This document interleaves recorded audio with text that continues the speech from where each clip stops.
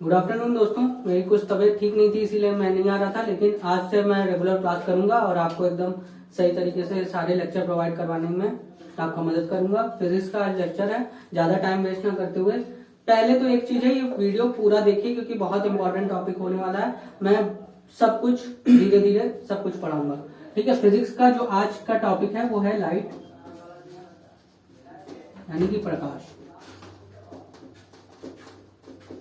ठीक है। प्रकाश, इसके बारे में कुछ चीजें जानेंगे और बहुत इंपॉर्टेंट टॉपिक आज के वीडियो लेक्चर में हम जानेंगे रिफ्लेक्शन ऑफ लाइट, यानी कि प्रकाश का परिवर्तन। रिफ्रैक्शन क्या होता है,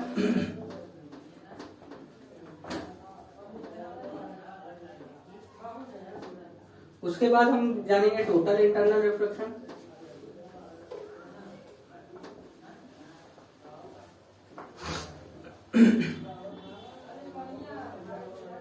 ठीक है। पूर्ण आंतरिक परावर्तन पूरा देखेंगे।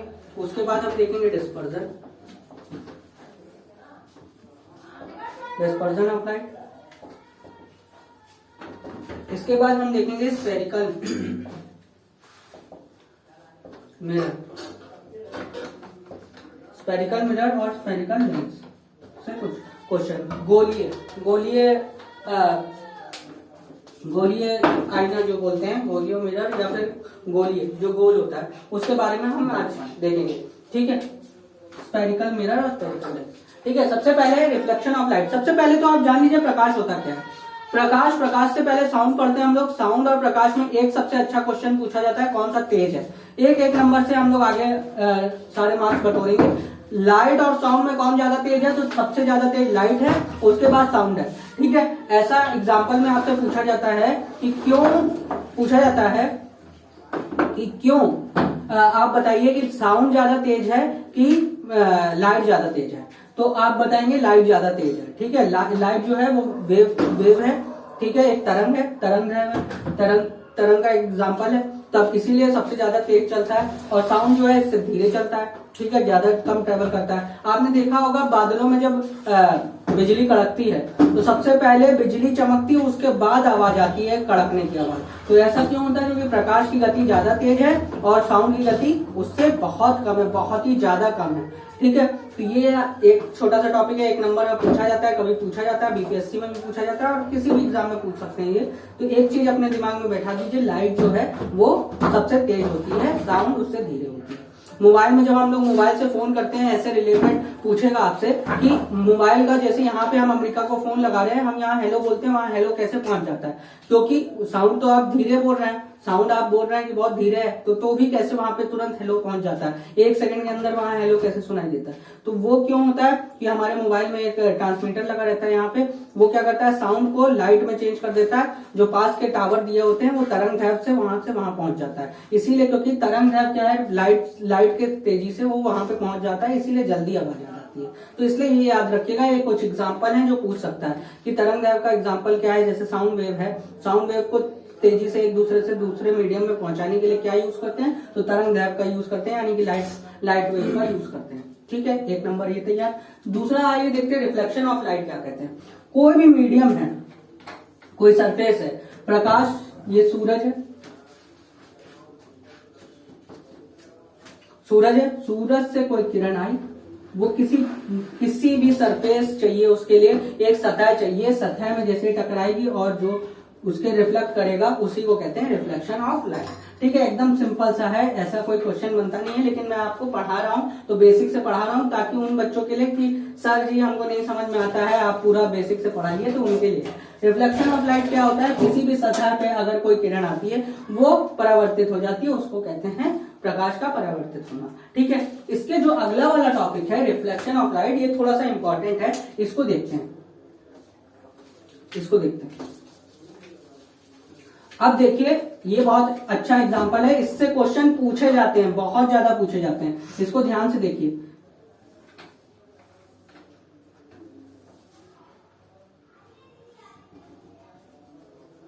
ठीक है, अब ये देखिए, इसके ऊपर क्या है, ये वायुमंडल है, एयर, जहां पे हम खड़े। इसके नीचे क्या है, वाटर है, यानी कि रिवर मान लीजिए, पॉन्ड मान लीजिए, कोई भी रिवर का वाटर मीडियम है, ठीक है, ये वाटर मीडियम है, ये एयर मीडियम है, इससे क्वेश्चन पूछे जाते हैं, ठीक है। अब इससे क्वेश्चन क्या पूछा जाता है, अब देखिए ध्यान से देखिए, यहां पे मैं एक छोटा सा थोड़ा गंदा सा मछली बनाया है मैंने, ये इधर मछली है, ठीक है। अब ये मछली क्या होता है कि ये वाली लाइन है, ये नॉर्मल लाइन है, इसको कहते हैं सीधी लाइन, नॉर्मल लाइन। ये इसको ऐसे जाना चाहिए था, एकदम सीधे जाना चाहिए था, लेकिन ये सीधे ना जाके ये थोड़ा सा टेढ़ी हो जाती है, और यहाँ पे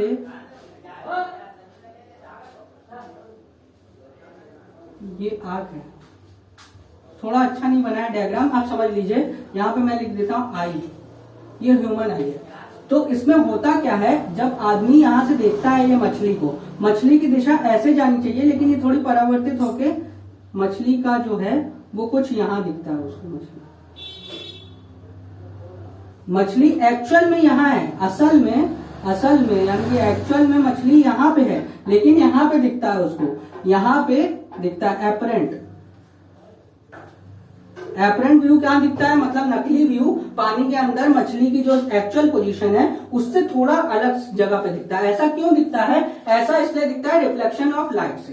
तो आपसे ये पूछेगा क्वेश्चन कैसे बनता है, रिफ्लेक्शन ऑफ लाइट से क्वेश्चन बनता है कि ऐसा क्यों होता है, किसके कारण होता है कि पानी में पड़ा हुआ सिक्का सतह से थोड़ा सा ऊपर दिखता है। आप जवाब देंगे रिफ्लेक्शन ऑफ लाइट। आपके ऑप्शन में आएगा, 4 ऑप्शन रहेंगे, reflection of light, refraction of light, या फिर डिस्पर्जन ऑफ लाइट, या इसमें से कोई नहीं। तो आप क्या लगाएंगे, रिफ्लेक्शन ऑफ लाइट। आपसे पूछेगा आसमान में टिमटिमाते हुए चारे क्यों दिखते हैं हमें, आसमान में टिमटिमाता हुआ चारा क्यों दिखता है, क्या बोलेंगे, रिफ्लेक्शन ऑफ लाइट। अब ये काम कैसे करता है, जब भी 2 अलग अलग मीडियम होगा, 2 अलग अलग जगह होंगी, स्थान होंगी, उसमें रिफ्रैक्शन ऑफ लाइट का काम होगा, रिफ्लेक्शन ऑफ लाइट नहीं होगा। यहाँ ऊपर क्या है, वायुमंडल है, पूरा एयर है, वातावरण है, एनवायरमेंट बोले, इसको कुछ भी बोल सकते हैं। ये जो सतह हम लोग जहाँ खड़े हुए हैं, जहाँ शूट कर रहे हैं, ये है एनवायरमेंट, यहाँ हवा वायु है। एक इसके नीचे पानी का मीडियम है, जो नीचे नदी है, उसके अंदर बैठी हुई मछली, उसके अंदर बैठा हुआ सिक्का, उसके अंदर जमी हुई काई। वो काई ऐसे दिखती है कि उभरी हुई काई दिखती है। आप कभी भी गंगा जी में जाके देखेंगे, यहाँ बगल में गंगा जी है, उभरी हुई काई दिखेगी, वो सतह में नहीं दिखेगी, ऐसा लगेगा हवा में तैर रही है। आप उसको देखेंगे थोड़ा बड़ा दिखेगा, और जब पैर डालेंगे तो देखेगा सबसे नीचे है वो। आप घर में कोई भी जग ले लीजिए, उसमें एक सिक्का डाल दीजिए, सिक्का थोड़ा सा उठा हुआ दिखेगा आपको। क्यों ऐसा दिखता है, क्योंकि हम ऊपर वाले मीडियम से थोड़ा सा चेंज हो जाता है, ठीक है। आपसे क्वेश्चन इस तरह से एक क्वेश्चन पूछेगा, ये ऐसा क्यों होता है, तो आप बोलेंगे रिफ्रैक्शन ऑफ लाइट की वजह से होता है। दूसरा क्वेश्चन, सबसे बड़ी गलती क्या होती है, वो अभी हम दूर करते हैं। ये जो एंगल जो नीचे होता है डेंसर, अब इसमें से कौन सा हल्का है और कौन सा भारी है। हमको सबको पता है कि हवा जो होती है हल्की होती है, ऊपर वाला हल्का, नीचे वाला भारी। तो जो नीचे भारी होता है उसके अंदर जो एंगल बनता है वो होता है एंगल ऑफ इंसिडेंस, यानी कि आई। इसको आई से दर्शाते हैं, ऊपर वाला आर से दर्शाते हैं, एंगल ऑफ रिफ्रैक्शन, ठीक है। ये एंगल ऑफ रिफ्रैक्शन है, ये एंगल ऑफ इंसिडेंस है। एक क्वेश्चन इससे बन जाता है कि नीचे जो डेंसर में है, जो भारी है, घनत्व है, वहां कौन सा एंगल बनता है, एंगल ऑफ आई बनता है, और ऊपर कौन सा है, एंगल ऑफ आर है। ऐसे क्वेश्चन होंगे, आई लिखा रहेगा, आर लिखा होगा, या इनमें से कोई नहीं, या दोनों। ऐसे 4 ऑप्शन दे देंगे। तो आपसे पूछेंगे भारी, मतलब जो ज्यादा घनत्व वाले हैं वहां पे कौन सा एंगल बनेगा, वहां आई बनेगा। जहां कम घनत्व वाले हैं वहां आर बनेगा। सिंपल सा है, ठीक है। ये एकदम सिंपल सा कॉन्सेप्ट है। अब आते हैं अगले टॉपिक में, टोटल इंटरनल रिफ्रैक्शन। इससे क्वेश्चन पूछे जाते हैं।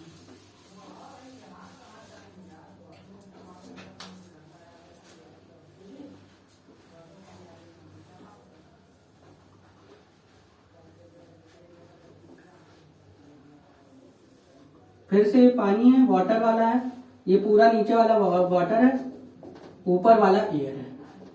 ध्यान से देखिएगा, समझने की कोशिश। जब ये नॉर्मल है, इसके अंदर पड़ा हुआ ऑब्जेक्ट थोड़ा सा विभाजित हो जाए तो इसको आर बोलते हैं, इसको आई बोलते हैं, अभी मैंने सिखाया, ठीक है। यहाँ क्या है कि ये जो रेस सीधे जानी चाहिए वो थोड़ी सी परावर्तित हो गई है, इसलिए किसके कारण? रिफ्रैक्शन ऑफ लाइट, क्योंकि मीडियम चेंज हो रहा है, पानी से वायु की तरफ जा रहा है, जैसे ही मीडियम चेंज होगा तो थोड़ा सा परावर्तित हो जाएगी लाइट, थोड़ी और परावर्तित हो जाएगी, इसीलिए ऑब्जेक्ट हमको सही स्थान पे नहीं दिखेगा, थोड़ा सा उठा हुआ दिखेगा। ठीक है, तो ये होता है पहला।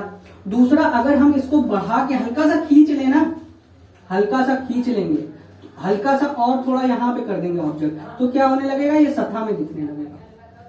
ठीक है, ऐसा क्यों होता है? आप ध्यान से देखेंगे, कभी कभार मछली जो होती है वो पानी के अंदर होती है, पानी के अंदर, लेकिन दूर से देखने में ऐसा लगता है कि पानी के ऊपर चल रही है। आपने देखा होगा जादूगर क्या दिखाते हैं, जादूगर का पैर ऐसे चलता है, वो पानी में चलने वाला जादू जो दिखाते हैं, तो वो इसी के कारण होता है। तो इसको कहते हैं क्रिटिकल एंगल।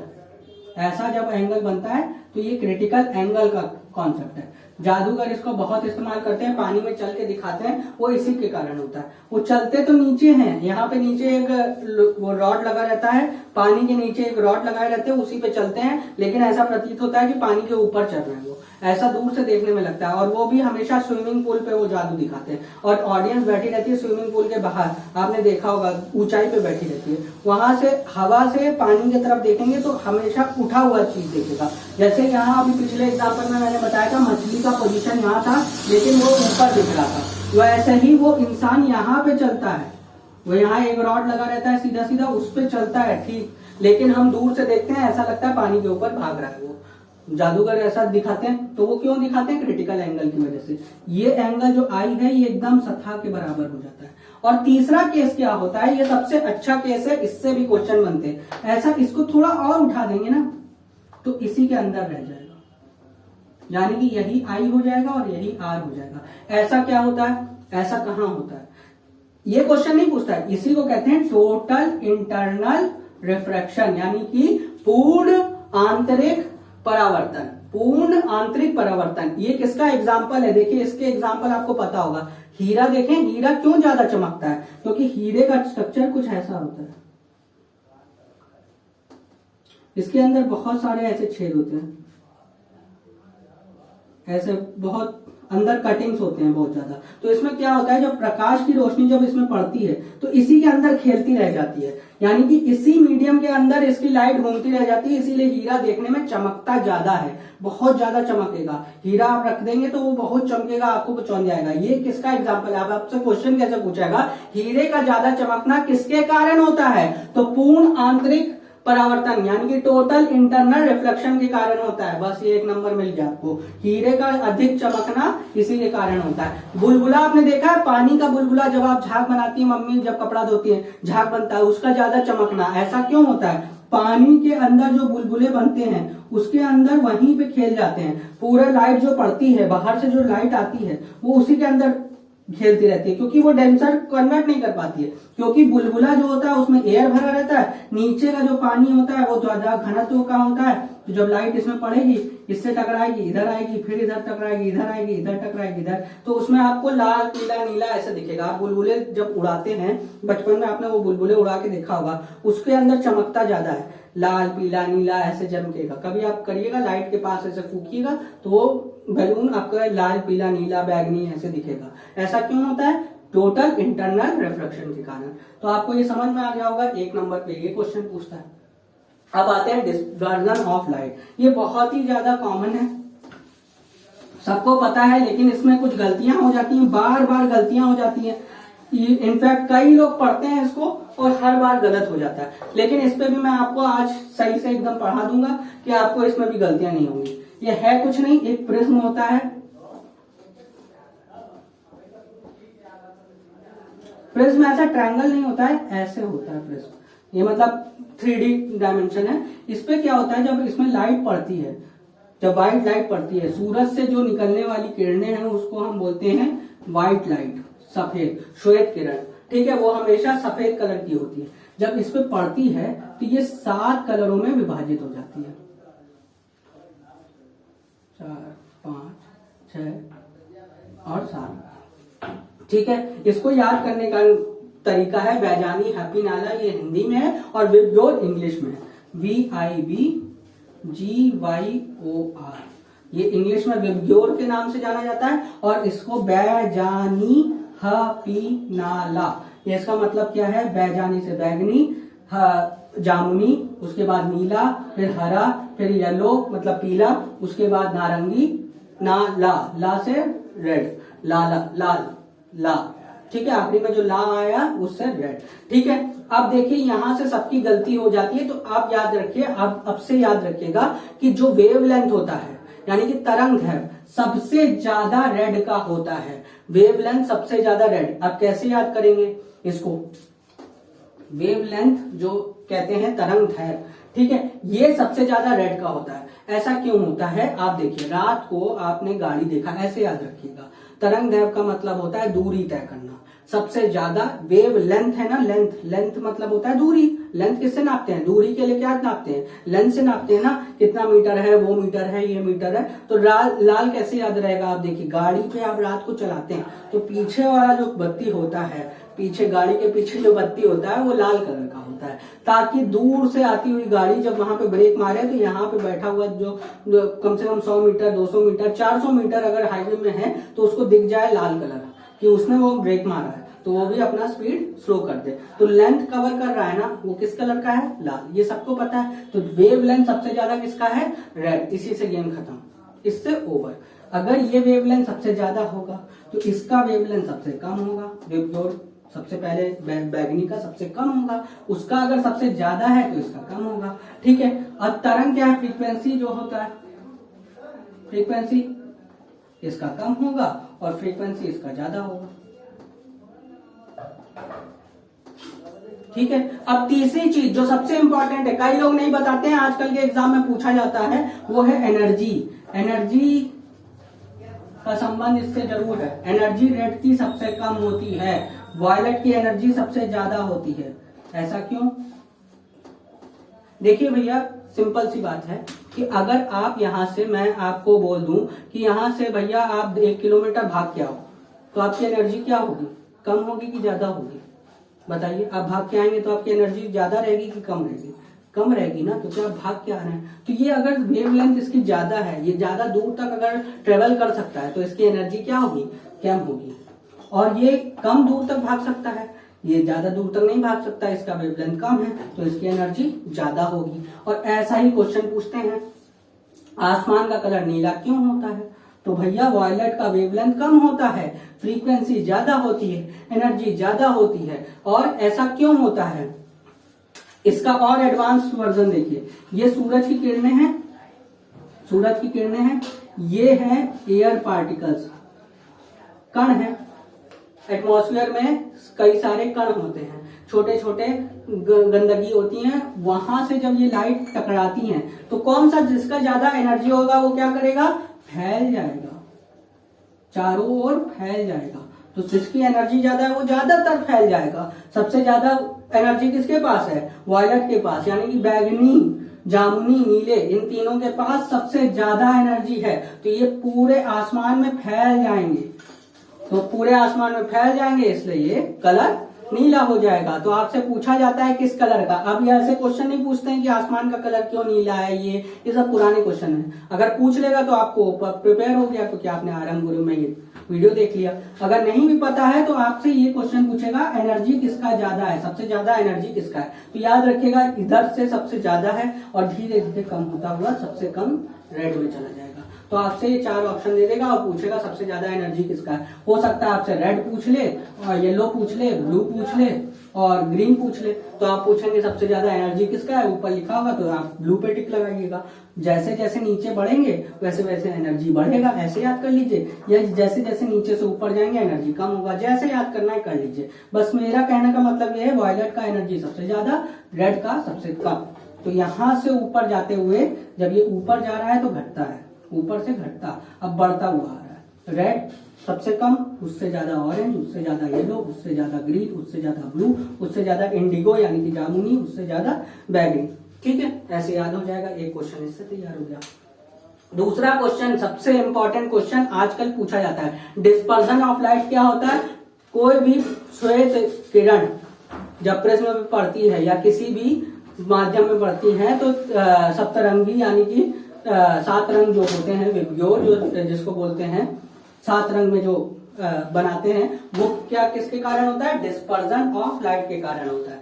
अब दूसरा क्वेश्चन इससे क्या बनता है? तीसरा क्वेश्चन, पहला क्वेश्चन तो ये सारे क्वेश्चन है, एक क्वेश्चन और बनता है, ये ऐसा क्यों होता है? ऐसा इसलिए होता है क्योंकि इसमें तीनों चीज काम आती है। ये सबसे इंपॉर्टेंट है, ये मेरा बात याद रखिएगा, ये सबसे इंपॉर्टेंट है। डिस्पर्जन ऑफ लाइट में रिफ्लेक्शन ऑफ लाइट भी होता है, रिफ्रैक्शन ऑफ लाइट भी होता है, और टोटल इंटरनल रिफ्लेक्शन भी होता है। ये याद रखिएगा, सबसे इंपॉर्टेंट टॉपिक है। डिस्पर्जन ऑफ लाइट में पहले तो रिफ्लेक्शन होता है, फिर अंदर रिफ्रैक्शन होता है, फिर टोटल इंटरनल रिफ्रैक्शन भी होता है, तभी 7 कलरों में बनती है। अब असली जो इंद्रधनुष है वो क्यों बनता है, वो कैसे बनता है? देखिए, जब बारिश होती है ना, तो जो बूंदें गिरती हैं और प्रकाश की किरणें उसमें पड़ती है तो रिफ्लेक्ट होती है और रिफ्रैक्ट होती है, उसके बाद डिस्पर्स हो जाती है, और जैसे ही डिस्पर्स हो जाती है वो रेनबो का निर्माण कर देती है। एक बूंद दूसरी बूंद आमने सामने आ जाएगी, वो लाइट उससे पास हो जाएगी, तो रेनबो का निर्माण हो जाएगा, रेनबो का निर्माण हो जाता है। ये क्वेश्चन खत्म। अब आते हैं सबसे इंपॉर्टेंट टॉपिक, स्फेरिकल मिरर से।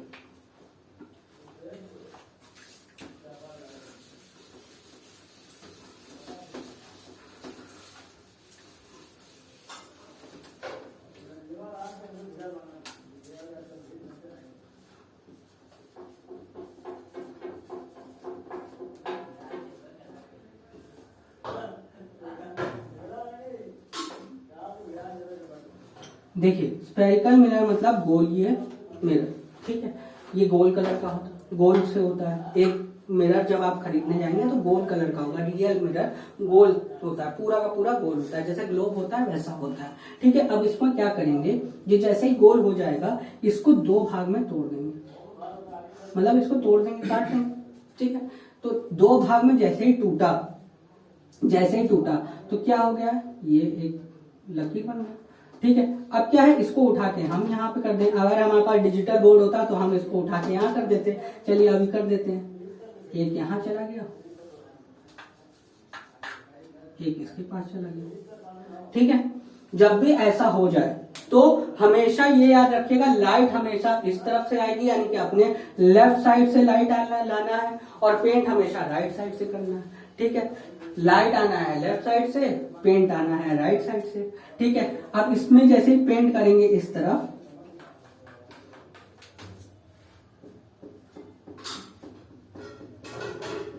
ये पेंट कर दिया, यहां पे भी लाइट ऐसे आएगी, पेंट ऐसे हो जाएगा। तो बस ये याद रखिएगा, जैसे ही ये वाला इधर से उठा हुआ है, ये जैसे ही उठा हुआ है तो इसको बोलेंगे कॉन्वेक्स, और ये यहां से धचका हुआ है, यहां से धचका हुआ है तो इसको बोलेंगे कॉनकेव, ठीक है। यहां से दबा हुआ है तो कॉनकेव, यहां से उठा हुआ है तो ये कॉन्वेक्स, इसको बोलते हैं उत्तल। ये होता है अवतल। उठा हुआ है उत्तल है, उठा से उत्तल, ठीक है। उठा हुआ है यहाँ की तरफ, आपकी तरफ, यहाँ खड़े हुए हैं आप, यहाँ से ऐसे देख रहे हैं तो ये उठा हुआ है ना, यहीं से तो आप अपना चेहरा देखेंगे, यहाँ से आप चेहरा देखेंगे, यहाँ पे पेंट कर देंगे, यहाँ पे पेंट कर देंगे तो यहाँ पे, क्योंकि अगर यहाँ पे पेंट कर देंगे तो दिखेगा कैसे, अगर यहाँ इस तरफ अगर हम पेंट कर देंगे तो हमको दिखेगा कैसे, हम अपना चेहरा कैसे देख पाएंगे, नहीं देख पाएंगे। इसलिए हमेशा उस तरफ जहाँ आप खड़े ऐसे आपके सामने है, अब जहाँ खड़े वहां थोड़ी ना पेंट करें, उसके पीछे। अब ये पीछे मिरर जो यहाँ पे लगाई है, मान लीजिए मिरर है, मिरर का सामने थोड़ी ना हम पेंट करेंगे, मिरर के पीछे वाले साइड में पेंट करेंगे ना, तभी तो यहाँ खड़े होकर हम देख पाएंगे उस मिरर में। तो वैसे ही यहाँ पे हम देखेंगे, यहाँ आदमी खड़ा हुआ, तो यहाँ खड़े होकर यहाँ सामने थोड़ी ना पेंट कर देगा। ये तो वही बात हो गई, तुलसीदास जी ने बैठ के अपना पेड़ काट दिया, खुद गिर गए, ऐसा नहीं होगा ना। अब वो सामने थोड़ी ना काटेंगे, उसके तरफ वाले, पीछे वाले तरफ में पेंट करेंगे, पीछे वाले तरफ में पेंट किए, यहाँ से देख लीजिए। वैसे यहाँ पे आदमी खड़ा हुआ है तो वो पेंट क्या करेगा, पीछे वाले साइड में, तो ये अवतल है। तो ऐसे याद कर लिया, उत्तल, उठा हुआ तो उत्तल, और दूसरा वाला अवतल, इंग्लिश में कॉन्वेक्स और कॉनकेव, ठीक है। अब देखिए, अब जब हम यहाँ चालू उत्तल दर्पण, अवतल दर्पण, मिरर को हिंदी में दर्पण कहते हैं। तो गोलीय दर्पण 2 भागों में टूटता है, एक तो होता है उत्तल, अब हम जो पढ़ा रहे थे तो वो गोलीय दर्पण है, इसको हिंदी में बोलते हैं गोलीय दर्पण।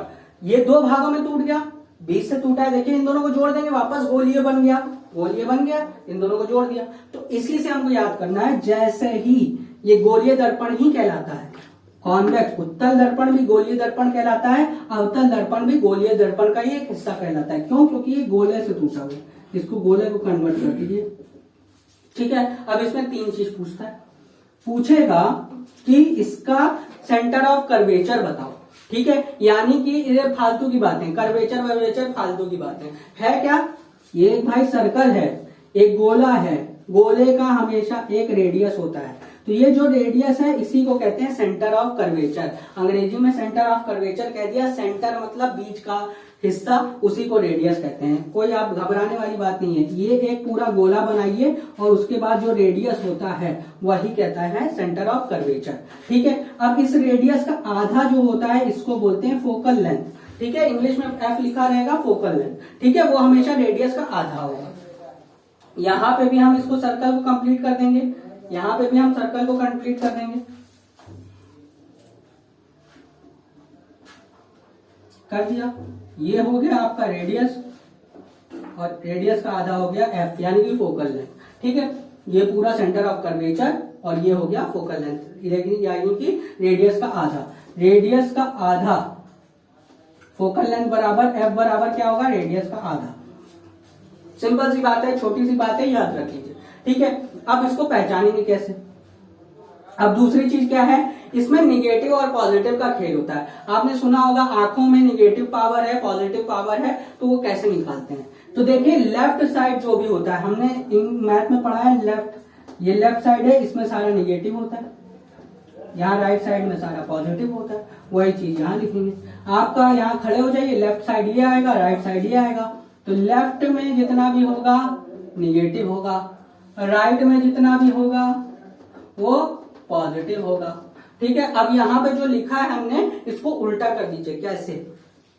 देखिए ये ऐसे है ना, अब ये जा कहां से रहा है? गोला आप कहां से बना रहे हैं? कौन सा गोला कंप्लीट करना चाह रहे हैं? राइट साइड वाला, तो ये हमेशा किस में होगा? पॉजिटिव में होगा। ये याद रखिएगा, कंफ्यूजन मत रखिएगा। जब भी गोलियां बनाएंगे तो उल्टा हो जाता है, ये जो निगेटिव वाला है ये पॉजिटिव हो जाता है, ये जो पॉजिटिव वाला है वो निगेटिव हो जाता है। कैसे हो जाता है?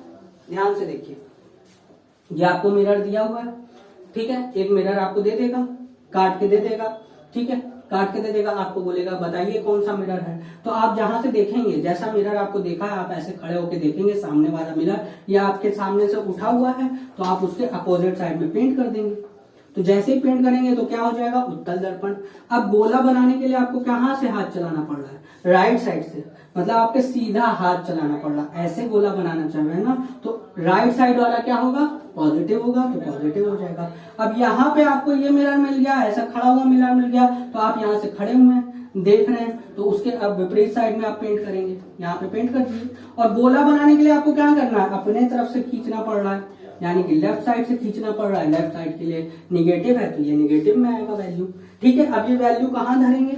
अगर मान लीजिए कहीं आपको दिया हो, अब देखिए क्वेश्चन कैसे पूछता है। क्वेश्चन बोलेगा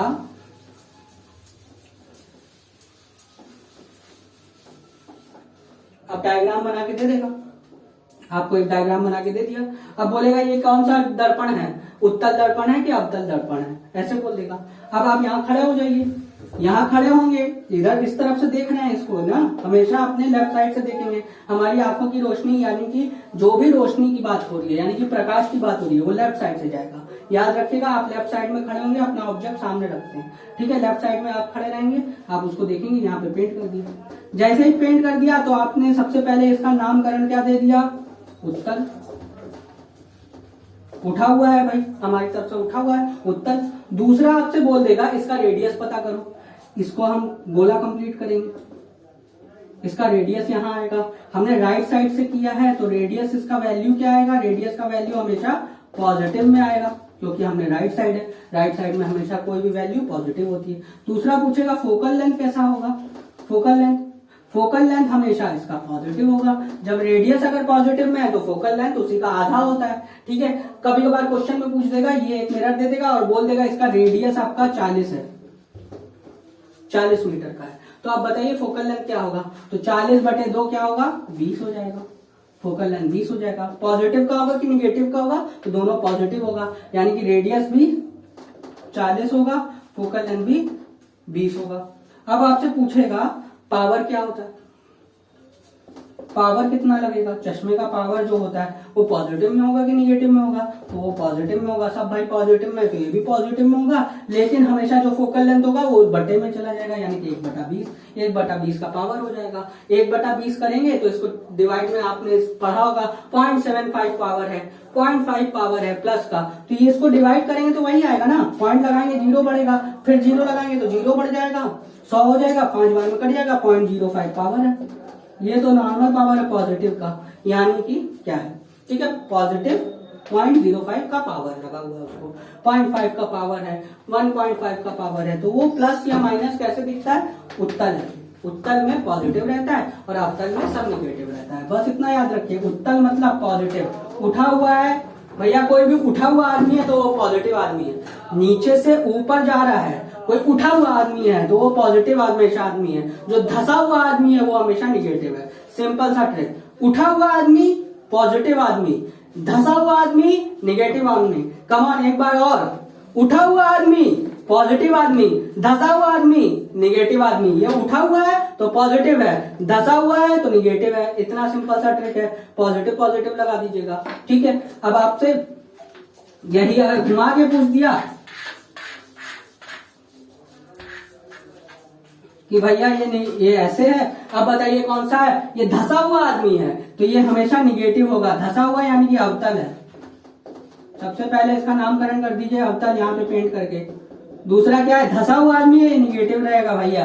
धसा हुआ है, सारा घर अंदर धसा हुआ है तो निगेटिव है। क्या निगेटिव है, रेडियस भी इसका निगेटिव है। और क्या है, फोकल भी क्या है, निगेटिव है। और क्या, पावर भी इसकी क्या होगी, निगेटिव है, ठीक है। तो सारी चीजें निगेटिव में आएगी। अब यही क्वेश्चन इसमें भी पूछेगा, रेडियस इसका 40 है तो -40 लिखेंगे, फोकल लेंथ इसका -20 आएगा, पावर इसका -1/20 आएगा, यानी कि माइनस पे 0.05 पावर है। तो सिंपल है, ठीक है, सिंपल सा है। धसा हुआ आदमी तो निगेटिव आदमी, और कुछ याद ही नहीं करना। लेफ्ट राइट का लेफ्ट राइट छोड़ दीजिए। धसा हुआ आदमी निगेटिव आदमी, उठा हुआ आदमी पॉजिटिव आदमी। अब देखिए एक क्वेश्चन और भी पूछते हैं इससे। यहाँ पे ये टॉपिक खत्म हो गया है, लेकिन एक चीज और बता के जाता हूँ। लेंस में भी सेम यही होता है। लेंस जो आंखों में लगता है वो भी गोलीय होता है, छोटा सा होता है, वो भी गोलीय लेंस होता है, उसको भी तोड़ते हैं, वो भी कॉन्केव सेम रहता है, बस उसके आगे लेंस का नाम लिखा रहता है। अब देखिए दो चीज होता है, पूछा जाता है निकट दृष्टि दोष, एक होता है दूर दृष्टि दोष।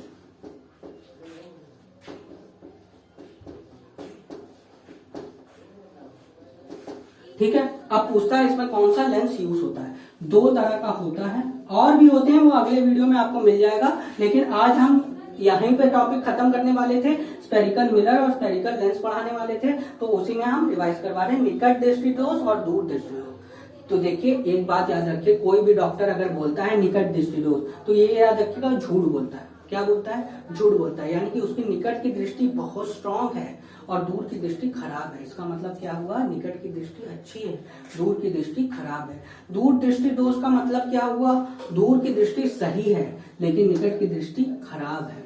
ठीक है, ये याद रखिएगा, एक क्वेश्चन इससे पूछा जाता है, बहुत लोग कंफ्यूज करते हैं। तो एक बात याद रखिएगा, डॉक्टर जो है हमेशा उल्टी उल्टी बात करता है, क्योंकि आपने क्या सुना है, an apple in a day keeps a doctor away. कभी भी डॉक्टर आपको सेब खाने की सलाह नहीं देगा, आप देख लीजिए, क्योंकि उसको पता है अगर एप्पल खाएगा तो मेरे पास कोई नहीं आएगा। तो ये याद रखिएगा, निकट दृष्टि दोष का मतलब है उसकी निकट की आंखें सही है, निकट की चीजें देख सकता है लेकिन दूर की चीजें नहीं देख सकता। दूर दृष्टि दोष का मतलब दूर की चीजें सही है, पास की चीजें नहीं देख सकता।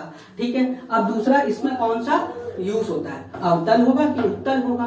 तो भैया सिंपल सा है, निकट 3 अक्षर, अवतल उत्तल 2 है, इसमें बड़ा कौन सा है, अवतल। अवतल 4 अक्षरों का है तो ये किसके पास जाएगा, 3 अक्षर के पास, अवतल। ठीक है, इसमें अवतल लेंस का यूज करेंगे। दूर 2 अक्षर का, दा, ठीक है, दूर 2 या 2.5 अक्षर का है तो ये क्या है, उत्तल के पास जाएगा। ये 3.5 अक्षर का है तो 2.5 अक्षर के पास जाएगा, 3.5 अक्षर का 2.5 अक्षर के पास, और ये 4 अक्षर का 3 अक्षर के पास। 3.5 अक्षर के बाद। तो ये बड़ा है तो अवतल है, ये दूर है तो उत्तल। बस सिंपल सा है। ये कॉन्सेप्ट आपको पसंद आ गया होगा, आप कभी नहीं भूलेंगे। ठीक है, तो ये याद रखिएगा, निकट दृष्टि दोष का मतलब क्या है? निकट की दृष्टि आपकी सही है, दूर की दृष्टि खराब है। दूर दृष्टि का मतलब क्या है? दूर की दृष्टि सही है, निकट की दृष्टि खराब है। इसके लिए हम कौन सा उत्तल लेंस का यूज करते हैं, इसके लिए अवतल लेंस का यूज करते हैं। ठीक है, इतनी सी बातें हैं, आपको समझ में आ गया। एक चीज और है, दूरबीन का प्रयोग किसने, हमने पिछले लेक्चर में बताया था, लाइट से रिलेटेड वो भी पूछता है। दूरबीन की खोज किसने की थी? केपलर ने की थी। और खगोलीय दूरबीन की खोज केपलर ने की थी और गैलीलियो ने भी की थी बाद में। तो गैलीलियो ने क्या किया था, ये अवतल और उत्तल दोनों को ले लिया था और उसी से एक अच्छी बहुत बड़ी जो क्या कहते हैं, जुपिटर में जितने भी तारे हैं उसको देख के बताया था, दूर तक देखने के लिए एक दूरबीन बनाई थी। इसलिए गैलीलियो का नाम लिया जाता है कि दूरबीन की खोज गैलीलियो ने की थी। तो आज का वीडियो यहाँ पे समाप्त करते हैं। आशा करते हैं आपको बहुत पसंद आया होगा। अगर पसंद आया तो प्लीज लाइक शेयर करिए और पूरा वीडियो देखिए, हमेशा पूरा वीडियो देखिए। धन्यवाद।